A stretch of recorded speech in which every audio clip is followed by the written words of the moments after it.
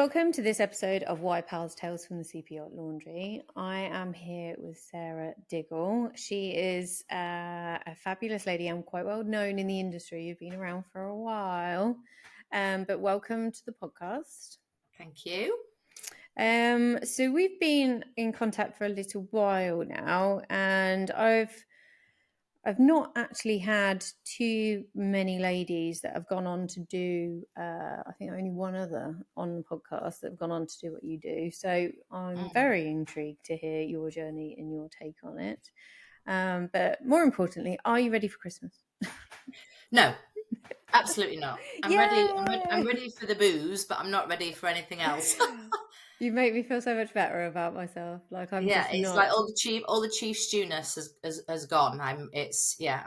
But my daughter's birthday is in December as well. That's tomorrow, so it's a double whammy for me. Well, it's not too close to Christmas that you can still do stuff. My husband's birthday is on Friday. I haven't done anything. I just realised yesterday that I hadn't ordered his cake on time. Oh dear. So I'm going to have to go to Marks and Spencer's. Good old Marks and Spencer's. Get him a Colin the Caterpillar. Do you know you can make a 2-tier cake by shop bought Marks and Spencer's cakes? Found that the other day. I did buy a pre-made cake on Sunday, and then I just decorated the top. Yeah, that's what I'm doing. And then told my daughter I made it. I didn't look her in the eye. I was like, I totally made it. Yeah, I did. Yeah. I don't think my husband would want to eat a cake I made, to be honest. No. It's not, I miss having a chef on board. So, yachting. What was Sarah doing before yachting? I was a dive instructor. I got my ticket in Australia and I started working on a dive boat. And I was the only female on board, so they gravitated me to dive instructor and purser.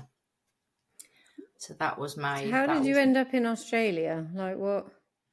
It was literally the day after I finished my degree. So my degree was interior design. And I always knew I wanted to live abroad. Australia, back then, I think it's still relatively trendy, but back then, you got a year visa. Yep. I ended up staying there for 2 years. And yes, it was amazing. Did you do the fruit picking then? I did the fruit picking. I did the emu farms. I did the pineapple farms. I was a hippie, like I didn't wear shoes for a year. I lived in a fire engine that I did out. I had the worst Australian accent ever. What did you get an Australian accent?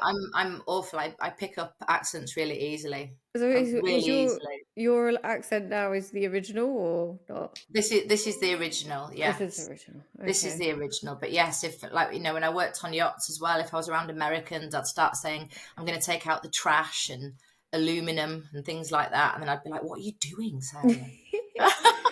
So you were brave enough. So I did my work holiday visa, which was always gap year. Yeah. For Australia, but you did the fruit pit.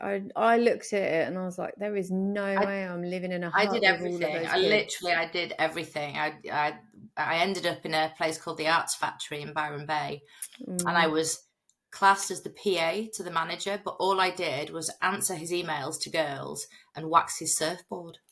That was it.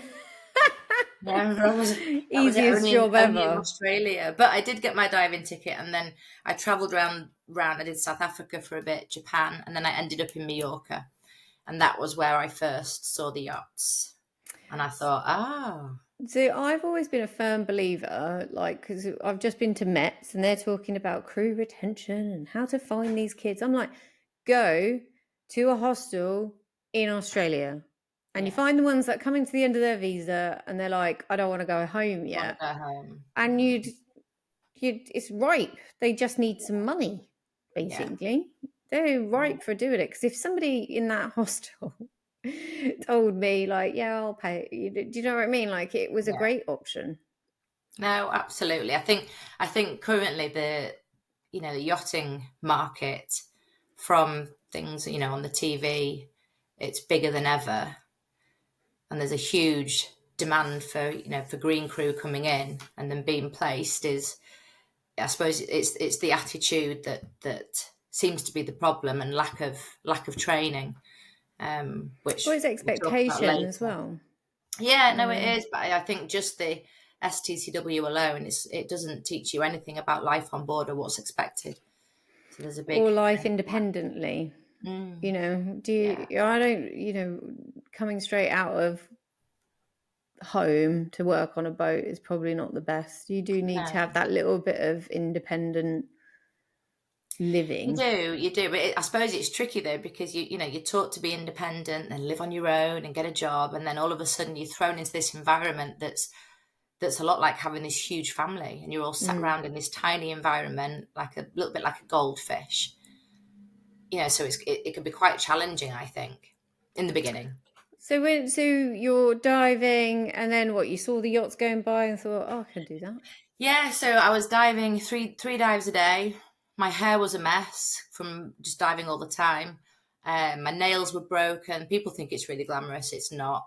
I smelt like wee all the time, not from me, but from being around the dive students that would wee in the water when I was training them. Oh, And I went down to Wellies, which is still there in Port Al's, and I bumped into this lovely, happy guy who was a captain on a yacht. And back then, you didn't really need any qualifications. It was just if you had personality. So we had some wines, we had a laugh, and by the end, he said, "Do you want a job on a super yacht?" And I was like, "Okay, best job interview ever." okay." But so I didn't know who the boss was going to be, and it turned out it was a pretty big celebrity. But I was a sole stew, so I didn't have anyone to train me. And it was a real party boat. Literally I'd have like 5 hours sleep. There was no hours of rest then as well. And the boss was lovely, but it was a big party boat. But Soul that was my stew. first boat. I Yeah. don't know. Like, the thing is, it's like when you don't, they always get people that don't know. I always think if there's people desperate to go into the industry, they'll go as a soul stew, but that's probably the Yeah. only time they'll agree to do it. Absolutely. And to be fair, the 10 years that I was on board yachts, and I went straight from that straight into be a chief stew to the next boat. But I always worked on really busy charter boats. I preferred to be busy, and that's I think where I thrived. Where maybe others found it a little bit challenging, but I was a bundle of energy. Not so much anymore, but yes, it's You liked yeah, like the rapid pace of it all. I was like a Duracell bunny, just and I could fire on all cylinders. And again, that's slowed down somewhat. Thank God, I couldn't possibly have my chief stew brain at home. I'd drive myself insane. What was the transition like from soul stew to chief stew? How did you find it? Do you remember? It was good because I was walking into an environment where they had SOPs and they had files and they had manuals, and there was none of that on the first boat. But I did learn a lot from the first boat, and the other bonus of the first boat was the boss used to take us out for dinner with him and his guests on a night time. So I thought that was normal. So when I went on to like a 50 metre, that was a 40 metre. When I went on to a 50 metre as chief stew, I was like, "What do you mean we're not going to get taken out for dinner?" Yeah. What? But no, I loved it. I've always enjoyed like leading people in a positive way. I've never had any arguments in 10 years with any of the people that I worked with. I worked equally as hard as everybody else, and training, I was always training, and you work to inspire your team, and then it just got bigger and bigger and bigger as you do. The boats get bigger and bigger, and your team get bigger and bigger.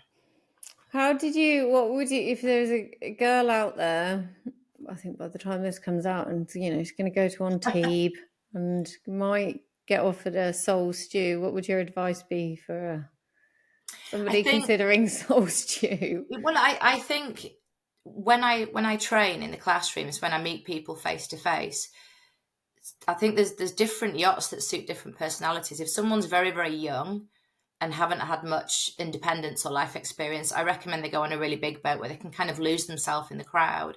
If someone's more mature, kind of 30 plus, or very, very confident, I think going in as a soul stew, as long as you've had experience within hospitality, I think that's a really great dynamic to be part of. And also, it's important to point out that, people think that they want to go on really big boats, but if you want to learn, you'll learn more on a smaller boat, so you'll be doing the lines, you'll be helping the chef, you'll be driving the tender, things that necessarily you probably wouldn't do if you were on a bigger boat. So I think my advice would be, it depends on your personality. But it is tough being a sole stew. Especially if there's, in this day and age now, there's handover folders, there's SOPs to follow, and then you can always get in contact with the owner's rep or PA.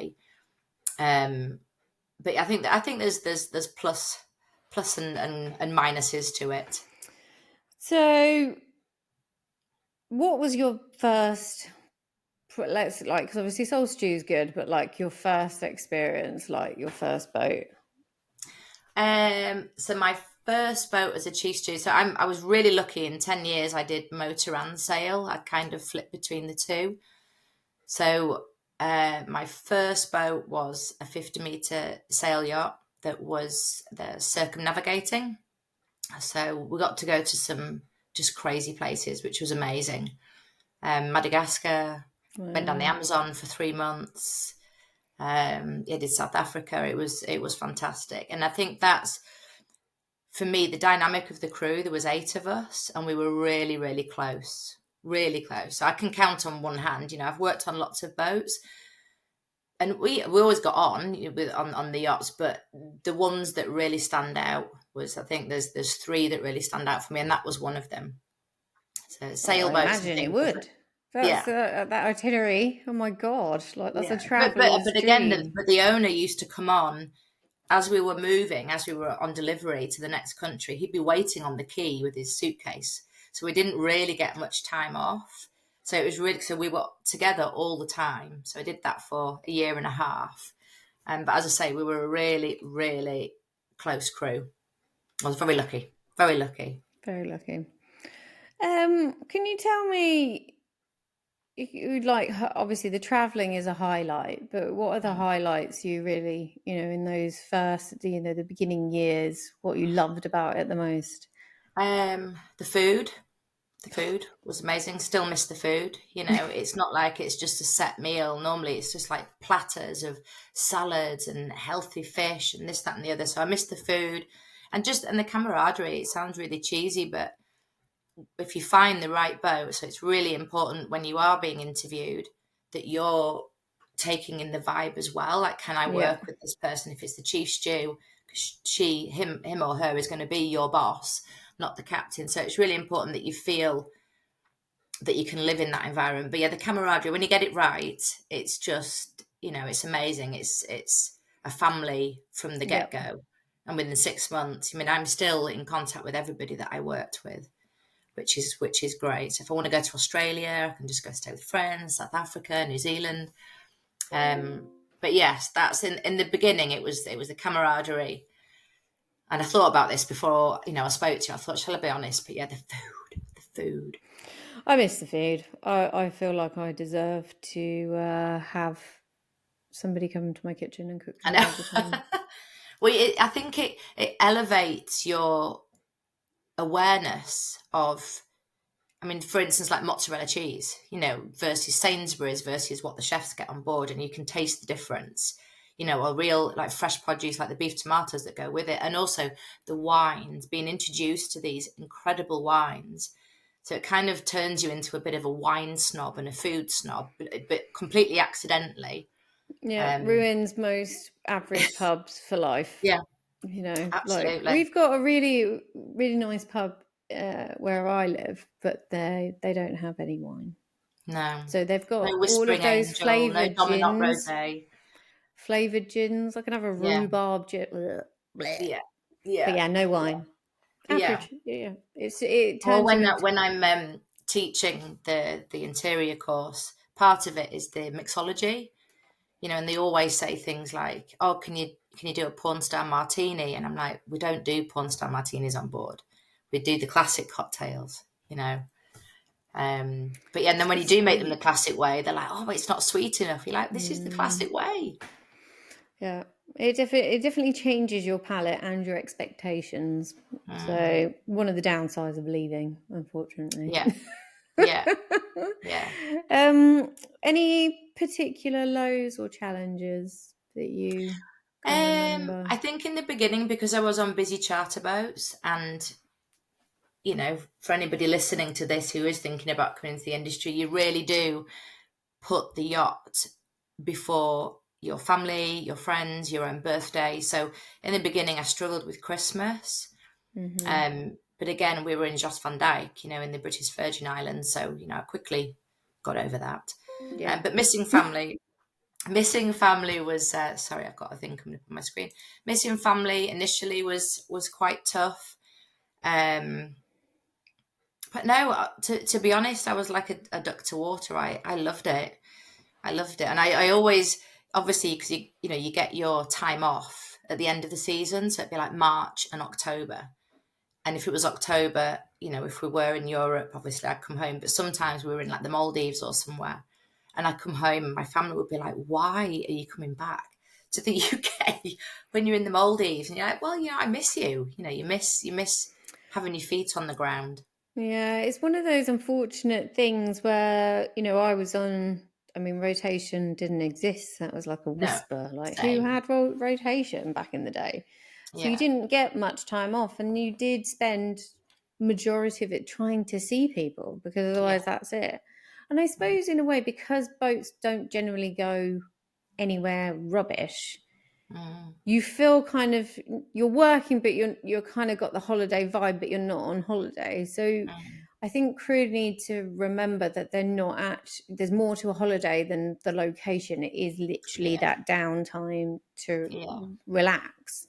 And if you do, dual season 3 years in a row, you're gonna be exhausted. You'll Yeah. be rich, but you'll be exhausted. But you Well, say because you said about the finances before, but now when I'm teaching, because you have to look with hindsight, you have to say, if I could have told myself then what I know now.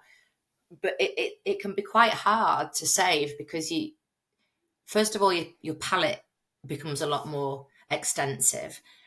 And then plus, when you get off the boat, you want to receive what you give. So you want to go to a nice hotel. You're not going to go stay in a hostel. You want to go stay in a nice hotel with beautiful thread count sheets. You want to be served champagne and great wine. And then plus, the yachts are never in non-expensive locations. They're always very expensive. So it can be quite tricky to balance, your savings versus actually having fun. And then also, you want to get off the boat. A lot of people will say in the beginning, oh, I'll just stay in my cabin and I won't spend money. Like, honestly, you'll be literally clawing at the walls to get off. yeah, but also it's part of the job. You want to. The best part of the job is seeing those locations. Absolutely. If you're on board and you're working that much, you want to get off and you want to see Yeah. those things. Yeah. I mean, finance was not talked about when I was on board. And there's lots of things that I wished that I'd done, but obviously things are changing now and there's a lot more information out there. I mean, I don't have a pension. The whole time I was working on board, I should have had a pension. It's very difficult once you come off to catch up, if you even can. Agreed.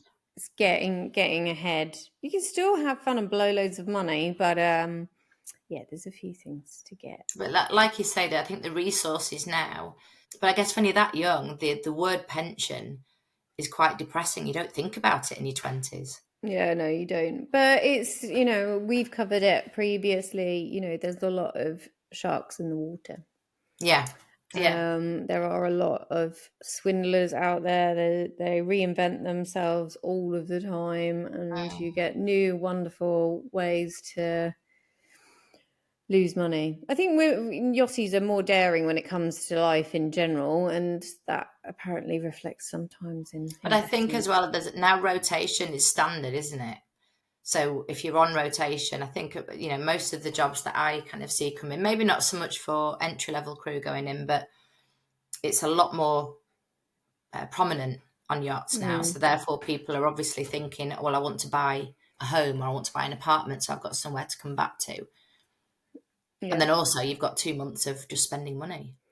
Yeah. So, you know, it's expensive to be on rotation. I don't think people kind of I realize still that. have I no actually know sympathy of a few people that don't want rotation. So obviously with Oh, guys, they really? only want the sea miles. Yeah. You only got Yeah. half the time to get sea miles. Yeah, that's Um, understandable. so you're on board, living your best life. When can you think back to when it started to change?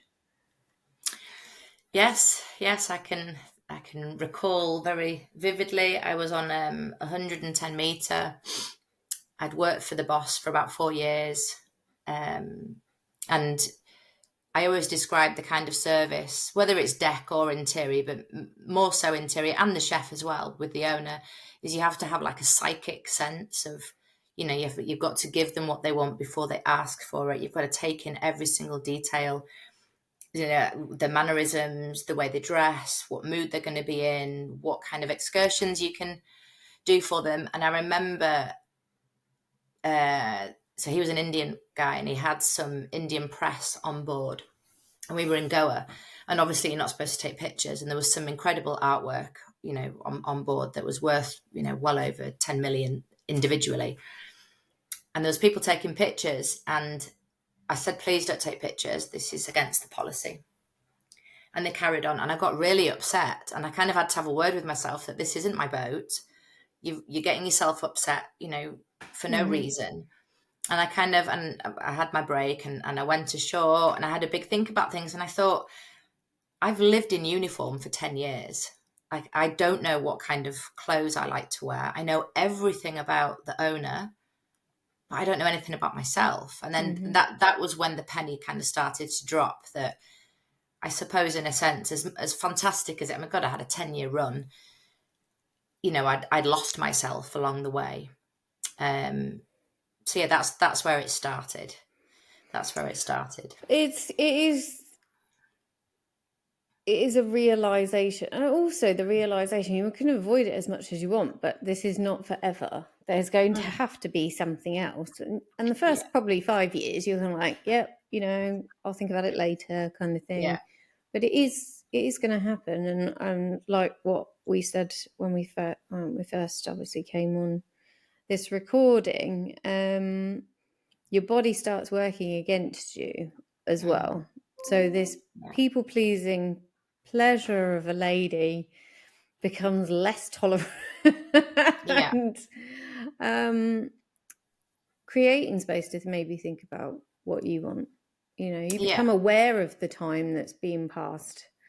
It starts to tick, and you can feel Well, I it. think that the final, I did, because I had an apartment in south of France. So when I left boats after 10 years, I spent 15 years in south of France, living there. And when I got off the 110 meter, I did take a job shoreside that was office based in Monaco. Very glamorous company, amazing people. But oh my God, to go from running around on a charter boat to literally sitting on my bum for 8 hours, I was the most annoying person in the office. I'd flip paper clips, I'd be twiddling with things the whole time, I'd be rocking. So I just thought, how can you sit in front of a computer screen, you know, for 8 hours a day? I used to make excuses to go to the toilet. So I just thought, oh my God. And then I was commuting as well. So nothing to do with the company, but it was way, I hadn't done a healthy transition. I'd kind of gone straight from a super yacht that was busy charter, then to go into that environment. So I lasted about 4 months. And then I thought, right, well, I can't go back to a charter boat. I want to have something that's gives me some chance to be at home. So I lived in Antibes at the time. So I took a private yacht that was based in Monaco. The owner lived in Monaco. She would have the occasional soiree on a weekend, but other than that, we'd get weekends off and evenings off if she wasn't on board. So that was my transition, and that worked for me. I got to Middle wean ground myself a off. little bit. It's kind of easing you out a little bit. Yeah. But it took me a year. It took me a year until I felt ready. And then, you know, the classic thing was I wanted a dog. I wanted a dog. Yeah, I was a dog. I got a dog. I was the same. I got two just to make sure. I got two. Yeah, I got a dog. Actually, a friend of mine, she messaged me yesterday. She's got herself a fur baby. She's gone cat. But Yeah, because she keeps dipping in, like each summer yeah. she'll do a few trips. So she's kind of, that's what you I do. don't, I don't think people realise, when you do get a pet, it's such a big commitment because that's you saying, I'm never going to go back to working on board. However, in saying that, which I'm sure we'll talk about a bit later, 28 years is it now? But I've always stayed in the industry, and that's a really pertinent thing, as you have. There's a lot of things shoreside that you can do where, you're still going on board, you're still saying hi, you're still socializing, you're still interactive within the arena, but you're not doing the sleeping in a cabin and You kind of, it's stepping away, but stepping away. And it makes sense in a lot of ways. Like to step away and not do anything at all related in the industry is, well, I imagine it's pretty tough. I've always stayed connected because when I was trying to make my life on land, my husband was still working in the industry. So we were still connected. Yeah. But it's like what you said, not thinking about the fact that you took a job in an office and was sat still. Like the transition of getting your mentality into, just like the transition of going into a yacht and being on your feet and being on the go all of the time, it works the other way. And I think that's one of the things where women end up being really hard on themselves. Yeah. That's where the kind of the knocks of the confidence start, which ends up being, like you said, a bit of a yo-yo. You end up looking for a job that might be slightly easier to get used to. Yeah. I mean, what was the community like in Antibes? Pardon? What was the community like in Antibes? There's It quite was a few amazing. ex-crew in Antibes. It was just amazing back in the day. We were a family.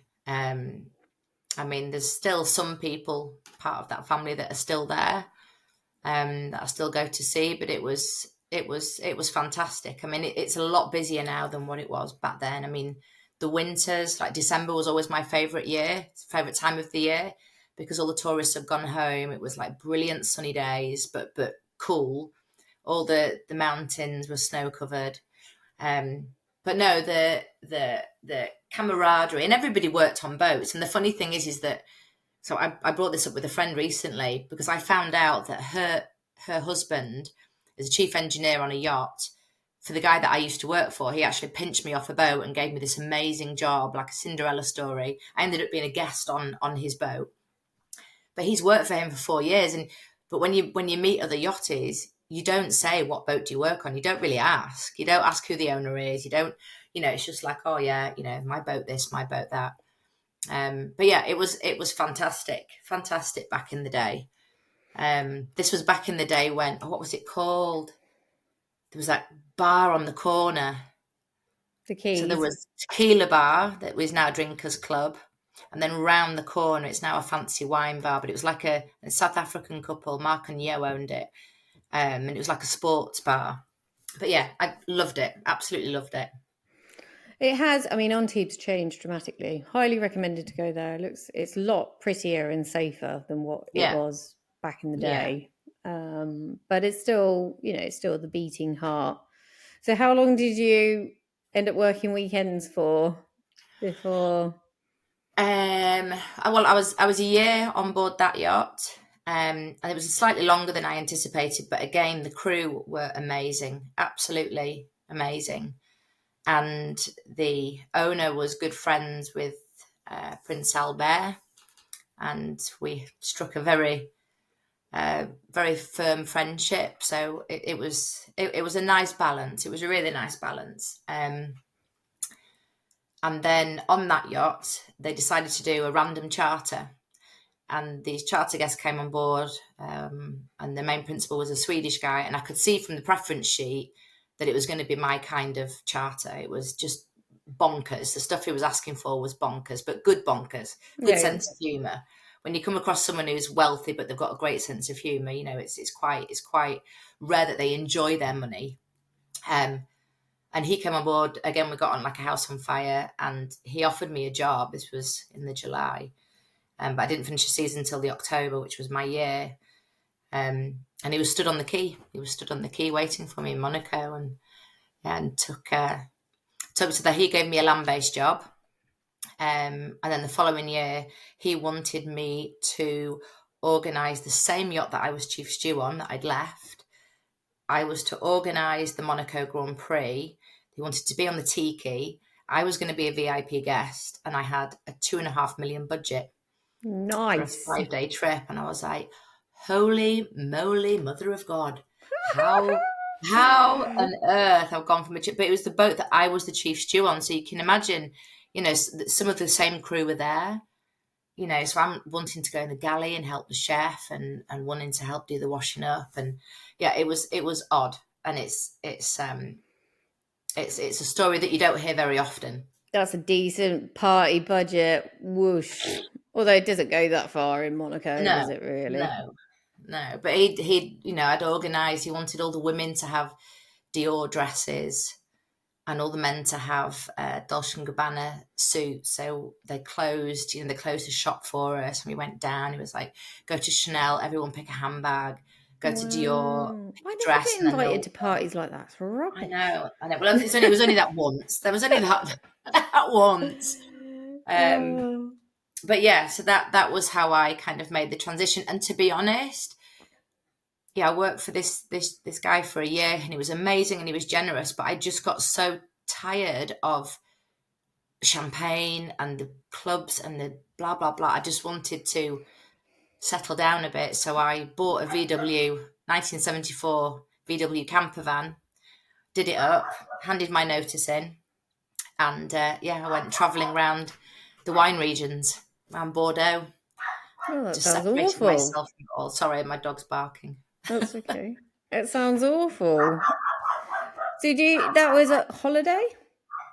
Pardon? Was that a holiday? Just to kind it of was just take a break? time out. I wanted to just step away from all the glitz and the glam and the champagne. I've still to this day got a thing about champagne. So it was just constant. So part of my job was, he wanted me to create a party atmosphere. So I always had to be this. It's a bit like being a chief stew on charter. I always had to be this happy-go-lucky person. And I just wanted to just not be a bum for a while, you know, have like a bottle of beer or something. But it was fantastic to go around like Champagne region and Bordeaux in October, November. It was just incredible. And then I started working for a yacht management company in Antibes. Yacht management. Yeah. That's one of the positions that's pitched to us all. Oh, you could become a recruiter. Well, yacht management. It's not as easy as people think to get into. Oh my God, no! I mean, when I was on board yachts, I always wondered, what is the captain doing? You know, the first officer seemed to be doing all the charts, and then I became a yacht manager, and it really opened my eyes to how technical and how much paperwork is. If they're ISM compliant, ISPS. I mean, it's in abundance. It's in abundance. So it really opened my eyes to just how technical a captain's job is. And then what did I do next? It makes me sound like I'm 250 years old. If I actually wrote my full CV out, you're like, dear God. Well, you don't. Nobody wants to hear about yacht management companies, do you? No. Well, actually, I do work for one now on the side, and they're amazing. They're absolutely amazing. And funnily enough, the managing director used to be my second officer on the boat in Monaco. Oh wow! So we go back a long way, yeah. But it is 3 degrees of separation. Literally. I know. And we've got our Christmas party on Friday, and I can't wait. Yacht management, obviously your experience, the land-based side, life in South France is lovely. It is lovely, yes. Yeah. So what happened next? The management company that I worked for, I'd been doing a bit of training. This is before iArmy and Guest existed. So I used to do a lot of onboard training for the fleet that we had. So I'd go on board, I'd help train the girls up. And then that became a bit of a side, I'm not going to use the word hustle because it's not a hustle, but a passive income. So I used to fly to the Isle of Wight. I used to teach at Flying Fish, and then for 5 days, train interior crew, come back over to Antibes. And then I'd do something called an orientation day where it was deckhands that were qualified from the UK, from Flying Fish, and the interior team. And then I used to take them around Antibes, introduce them to the agents, where to go, where not to go. And this little nugget of a business started to evolve. And then I was asked by the Crew Academy to be a full-time trainer. So I went there, and I was there for about 5 years. I started off at kind of management level, training chief stews on their first position. And then it became all these different departments. And then iArmy and Guest evolved. So I've known Joey right from the very beginning, Joey Mean. And we really, really lobbied hard for the iArmy Guest program. It wasn't iArmy then, it was just the Guest program to be taken seriously, because there was just nothing for interior crew. You step off a boat and there was nothing to go to an agency with and say, oh, hey, I've just worked on 110 metre with celebrities and private jets and choppers and bodyguards, but you've got no qualification. So that's where I got into the training. So I've been training now for about 15 years, 18 years. Lose count. Marbles are starting to go. If you're just listening to this, she looks like she's 102. No, you don't. Yeah. You don't look like you've had the experience that you had. Yeah, 250 years old. I think I've been very lucky, but it is a great industry. You know, if you've got yachting experience, there is so many things that you can do afterwards. Whether you stay with the owner and you work in one of their residences, or as a PA, or the yacht management, or the recruitment. It's always baffled me how some recruiters they've not worked on a boat before, which I always find a little bit odd. I don't mean it in a bad way, because it must be really hard for them to do a lot of research to figure out how to talk to the yachties, what kind of lingo is used. But it's I always feel like it's better if it's someone who's worked on a boat before. Yeah. How's training evolved since you started? Oh God, it's evolved enormously. I remember, my dog's barking again. I remember when the MCA recognised us. So we're now allowed to say that we are recognised and affiliated by the MCA. My stupid little dog. Sorry. He's angry at something. I think it's just somebody at the door. But yeah, so when that happened, it was about, 8 years ago. I did the most unladylike cartwheel. Bearing in mind, I'd not done a cartwheel since I was about 7. But yeah, I was so proud of what we've achieved. And now it's to be a trainer, you have to have had 10 years experience as a head of department. You have to write your own coursework, but it has to hit the standards and the bullet points of what we've all put together. And then you have to be accredited yourself, and then the place where you're training has to be accredited. So it's a very professional process. It's a lot like the deck department. And Joey's kind of done that, I think, on purpose, because Joey's background is deck and engineers. So it's very professional. It's a standard. So anybody that's a guest trainer, we all have to hit a certain standard. So if you're getting whether it's interior crew or a deckhand or whatever, if they've done some guest training, you know exactly what subject matter they've covered. It's it has progressed. I mean, the interior's always been a bit of a conundrum, really. Yeah. Because obviously your experience, you didn't have any training. Sorry, say that again. I've got my dog woofing in. Welcome to life ashore. There's that dog situation that we all. Yeah, well, rather than your radio going off every 2 seconds, Sarah, Cherise, go ahead. Got dog barking instead. Hopefully you can drown her out, but if not, I do apologise, audience. Interior and trying to get obviously more recognition for the job that we do has always been a bit of a conundrum, because you don't Yeah. need any qualifications to get a job. No. You No. just need to be a certain type of individual to succeed. I think it's personality match depending on the yacht. If it's a quiet yacht, if you're too loud, but also in saying that, as a chief stew, if you know that someone's done an interior course, you know that they understand the basics of laundry, service, housekeeping, what the guests are going to be like. So if it was a case of having one CV of someone that's just done the STCW versus a CV of someone that's done the STCW and an interior course, most of the time they go for the second. Mm-hmm. But you're absolutely right. I mean, there's things like the Purser courses, they're fantastic with Angie Wallace. And that's a good 2 weeks. That's a good 2 week course, but that's kind of obviously your accountancy, ISPS, birthing, traveling, visas.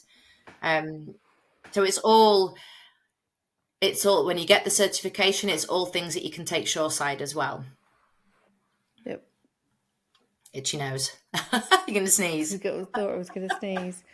No, it's always been a bit of conundrum for how women, how you get any recognition whilst on board and then translate it into ashore, which is, a big mystery. And I've literally only just interviewed a woman that's gone in at exec level ashore, in hospitality as well, which, I've spoken to a lot of women.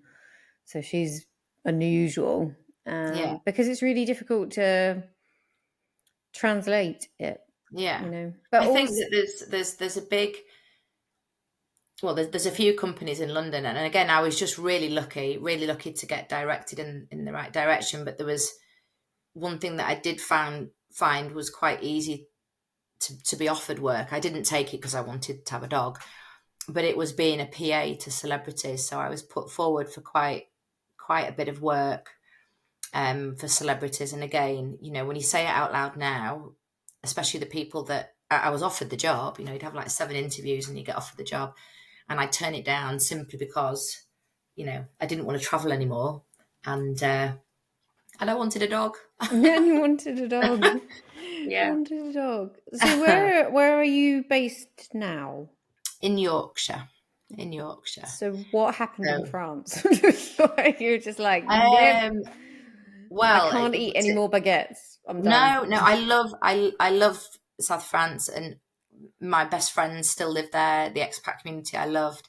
I had my daughter out there, but I wanted to divorce my husband, and this is a little bit of nugget of information. But in France, if you're taken to court by the father of your child, if they work in France, you can't leave. You can't leave if they go to court and win. You can't leave. And I knew I wanted to have the support of my family.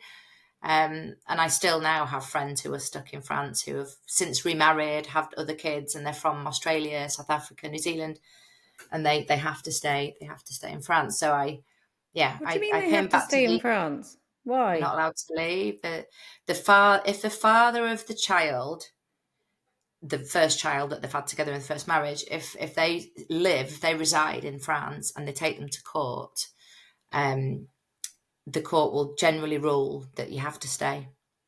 So you can't take your child away. You've got to stay. Take your child away.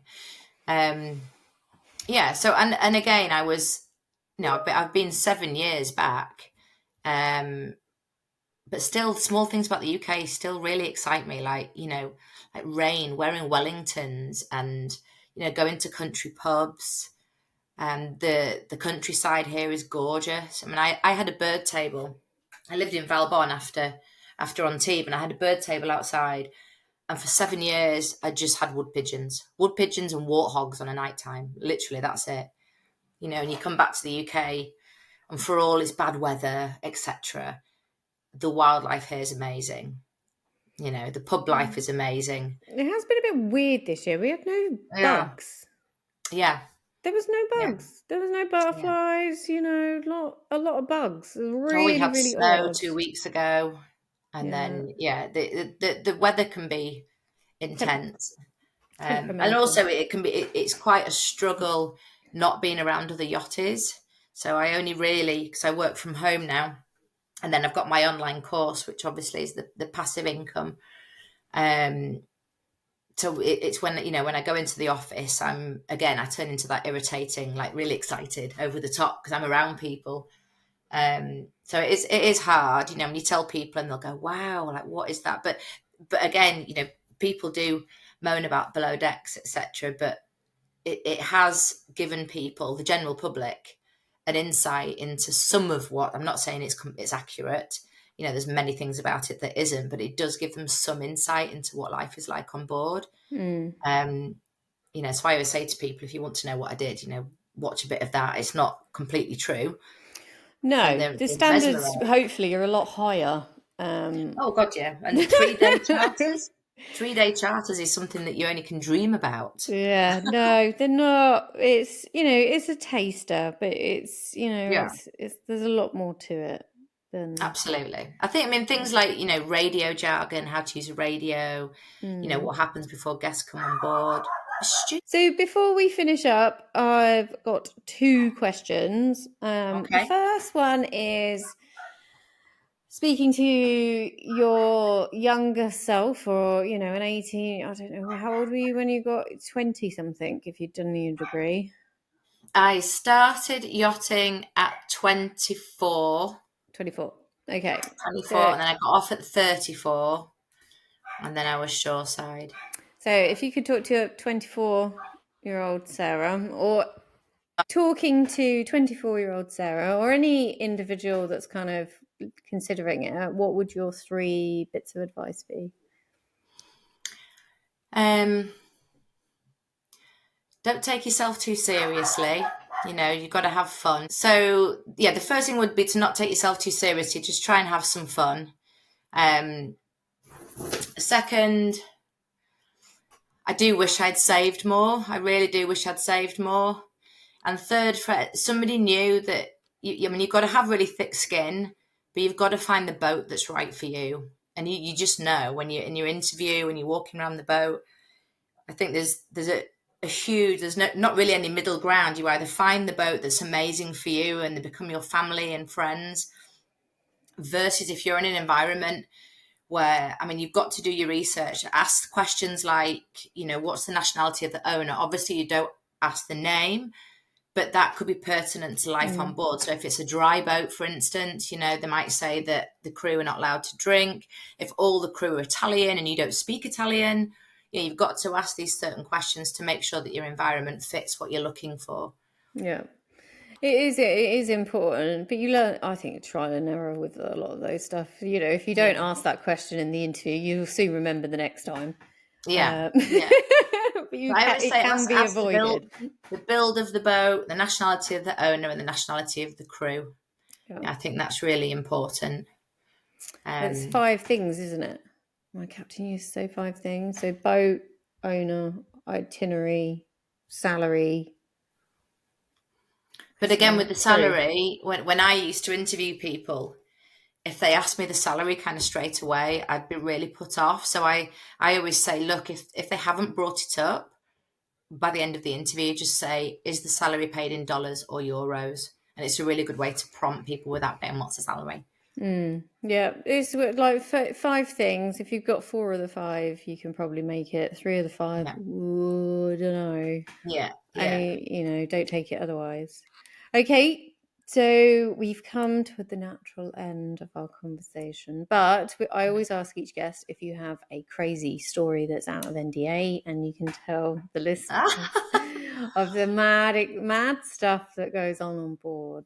Obviously, no names, but, you know, if you've got a crazy story. I'm trying to, well, I've got loads, but I'm just trying to think of which things I can say without it being censored. So there was a particular charter guest that came a few times to the yacht and had really strange idiosyncrasies. So like every 3rd button on his shirts had to be done up. We had to fold his shirts. He didn't want them hanging up. He didn't like miniatures for toiletries. We had to get middies. He didn't like big. He didn't like small. We had to get middies. The boat was all red and yellow, like the cushions. He didn't like those colours, so we had to buy cushion covers before he came on board. So that aside, you know, and he would often come on board by himself, and it was like $1 million a week, and it was this enormous boat. But it was the women that came on board. The women that came on board, and you know, you think kind of Julia Roberts, Pretty Woman type thing, and these women were just absolutely beautiful, incredibly well educated, and would often end up in the pantry with the crew, kind of gossiping about what was going on. And it was just, I mean, I can't repeat it, but yes, it was eye-wateringly shocking. Yeah, it was eye-wateringly shocking. Yeah. But yeah, he was probably the most difficult charter guest that we had, just for the really weird idiosyncrasies. And I do find that a lot of the charters that we did, you know, people with money, it sometimes it can make them go a little bit odd. It's like just for the sake of being difficult, they'll be difficult. Oh, no, sorry, another one as well. We remember we pulled up into Saint-Tropez, and his wife was on board with the women on the top deck. Everybody knew about what was going on, and she had broken her little nail, and we were just dropping anchor. We were going to go to Club Sank-on-Sank, so I'd arranged for a nail technician in a tent on the beach, all ready to do her nails, but she refused. She refused to get off the boat in case she was photographed with a broken pinky finger nail. So I had to organise the Monaco chopper to come and pick her up, take her to a nail salon, come back again.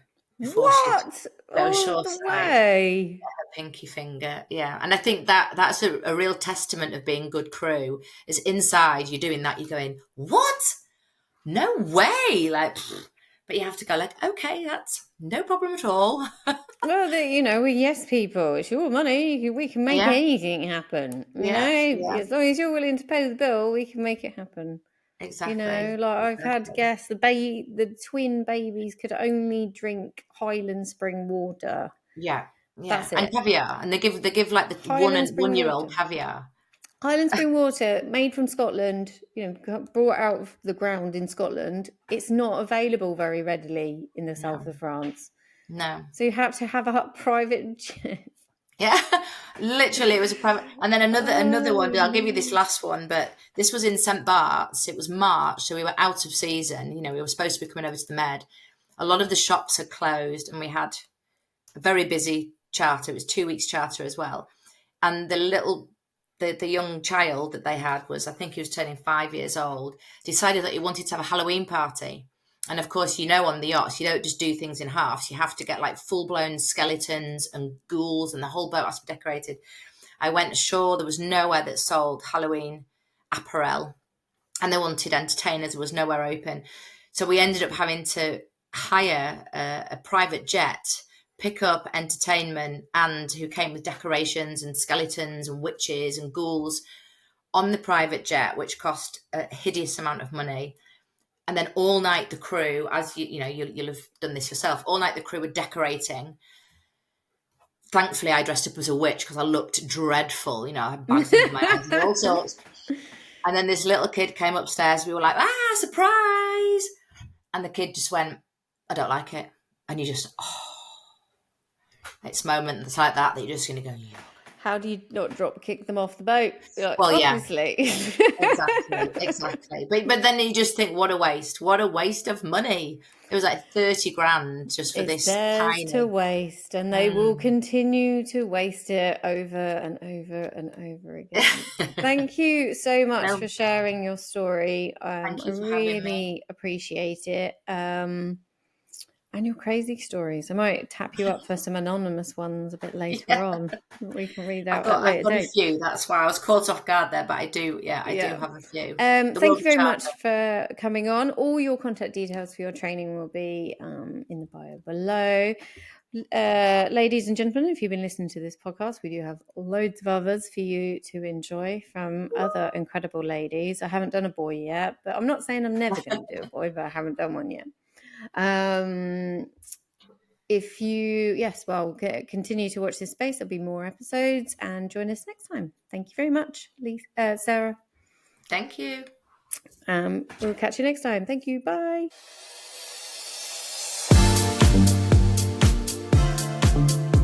Thank you.